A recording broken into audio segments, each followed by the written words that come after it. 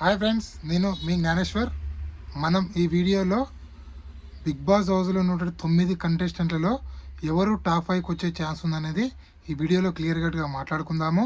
అలాగే big boss 9 విన్నరు chance ఎవరికి ఉందనేది కూడా ఈ వీడియోలో మనము క్లియర్ కట్గా మాట్లాడుకుందాము. జస్ట్ 5 to 7 minutes వీడియో చూడడం వల్ల మీకైతే ఫుల్ క్లారిటీ అయితే వస్తుంది. అలాగే ఫ్యామిలీ వీక్లో ఎవరెవరి ఫ్యామిలీస్ బిగ్ బాస్ హౌస్లోకి రాబోతున్నారు అనే అప్డేట్ కూడా ఇస్తాను. అలాగే నామినేషన్లో ఉన్నటువంటి 6 కంటెస్టెంట్లో ఎవరి ఓటింగ్ ఎలా ఉంది, ఎవరు సేఫ్ జోన్లో ఉన్నారో, ఎవరు డేంజర్ జోన్లో ఉన్నారో, ఎవరు ఎలిమినేషన్ దగ్గర ఉన్నారనేది ఈ వీడియోలో మనము క్లియర్ కట్గా మాట్లాడుకుందాం. First of all, big boss హౌస్లో 9 మంది కంటెస్టెంట్లు అయితే ఉన్నారో వాళ్ళు ఎవరు అంటే Ritu Chowdary, Kalyan Padala, Sanjana, Emmanuel, Divyanikitha, Bharani, Demon Pavan, Tanuja, Suman Shetty. So టోటల్గా 9 కంటెస్టెంట్లు అయితే ఉన్నారు కదా. వీళ్ళలో టాప్ 5లో ఎవరెవరు ఉండే ఛాన్స్ ఉందని ఫస్ట్ చెప్తా చూడండి.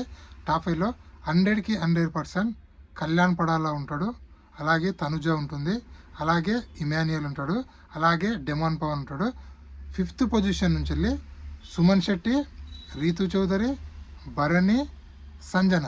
సో వీళ్ళు నలుగురు 5th పొజిషన్ కోసం కొట్లాడుతున్నారని చెప్పి మనకైతే అప్డేట్ అయితే వచ్చింది. లేదు అంటే డిమాండ్ ఫార్మ్ ప్లేస్లో భరణి గారు వెళ్తారా అనేది కొంచెం కన్ఫ్యూజ్ అయితే ఉంది.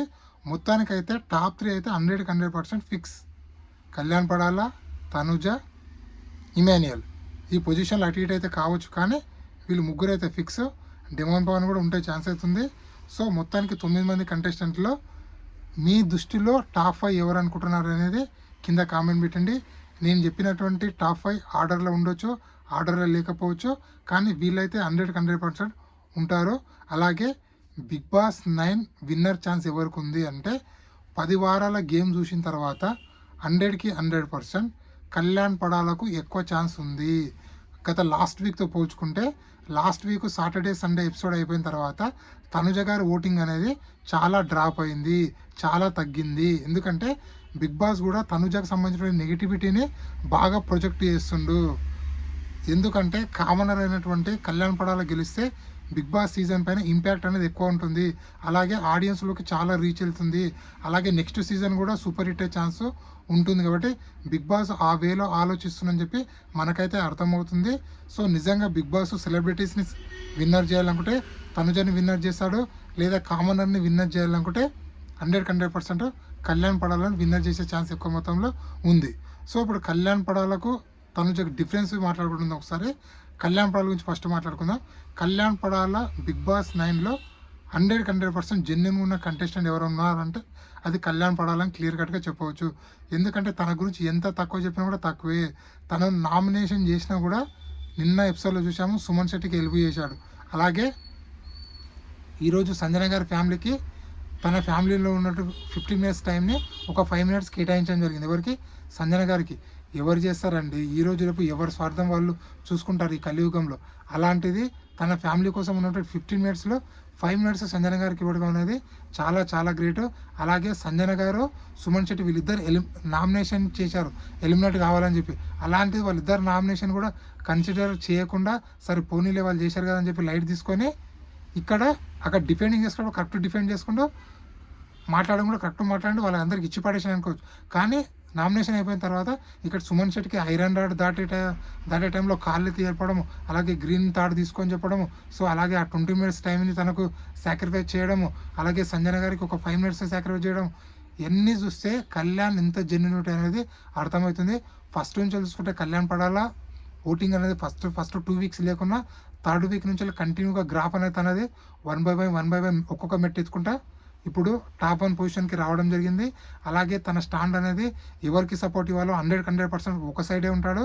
సో 2 సైడ్లు అయితే ఎక్కడ ఉండలేదు. సో కళ్యాణ్ పడాలకు ఒక నెగిటివ్ ఏంటంటే అమ్మాయిల పైన చేతేసి మాట్లాడడం.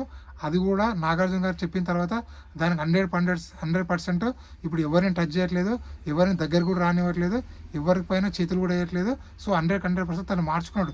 ఎందుకంటే తన తప్పు ఏదైనా ఉంటే 100% ఎవరైనా చెప్తే ఓ నా తప్పు ఇది ఉందా 100% మార్చుకుంటాను అలాగే సార్ అని చెప్పి ప్రతి వారం నాగార్జున ఇచ్చినటువంటి ఫీడ్బ్యాక్ తీసుకొని తన గేమ్ను 100% చేంజ్ చేసుకొని ఇప్పుడు టాప్ 1 పొజిషన్లోకి అయితే రావడం జరిగింది.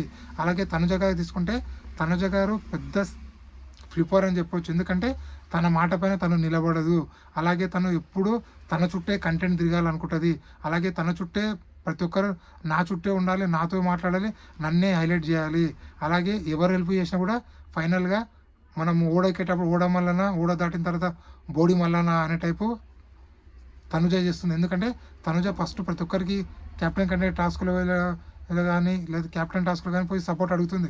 కెప్టెన్ అయిన తర్వాత నువ్వు నాకు సపోర్ట్ చేయలేదు, మీరాడ సపోర్ట్ చేశారు, అది సపోర్టివ్ టాస్క్ కాబట్టి సపోర్ట్ చేశారని తప్ప మొత్తం ఎలా మాట్లాడుతుందంటే తిమ్మిని బిమ్మి బమ్మిని తిమ్మి చేస్తుంది.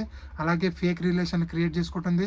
అలాగే పవన్ కళ్యాణ్తో కూడా ఓన్లీ జస్ట్ కంటెంట్ బాగుందన్నందుకే ఉంది తప్ప లేకపోతే పవన్ కళ్యాణ్ దగ్గర కూడా రానియదు. ఎందుకంటే అదే డిమాండ్ పవన్ ఎంత హేళనగా చూస్తుంది, అదే సృజన్ ఎలా చూసింది, అదే ప్రియన్ ఎలా చూసింది, అదే మనీష్ మర్యాద ఎలా చూసింది, అలాగే మాస్క్ మ్యాన్ ఎలా చూసింది.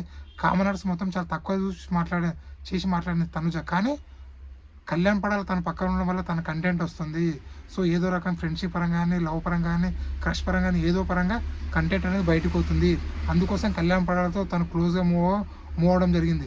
అది కూడా పెద్ద స్ట్రాటజీగానే, అంటే చాలా తెలివిగానే తనుజ ఆ పని చేసింది. సో ఓవరాల్గా మీకు బిగ్ బాస్ నైస్ విన్నరు తనుజ కావాలన్నా, కళ్యాణ్ పడాల కావాలన్నా, ఎవరు కావాలనేది కింద కామెంట్ పెట్టండి. అలాగే నామినేషన్లో ఉన్నటువంటి 6 కంటెస్టెంట్లో కళ్యాణ్ పడాల, ఇమానియల్, భరణి, డెమానో, సంజన, అలాగే దివ్యానికిత టోటల్ 6 కంటెస్టెంట్లు అయితే ఉన్న నామినేషన్లో వీళ్ళ అన్అఫీషియల్ పోలింగ్ ప్రకారం చూసుకుంటే కళ్యాణ్ పడాల ఓటింగ్ 34 నుంచి 40% మధ్యలో కొనసాగుతుంది.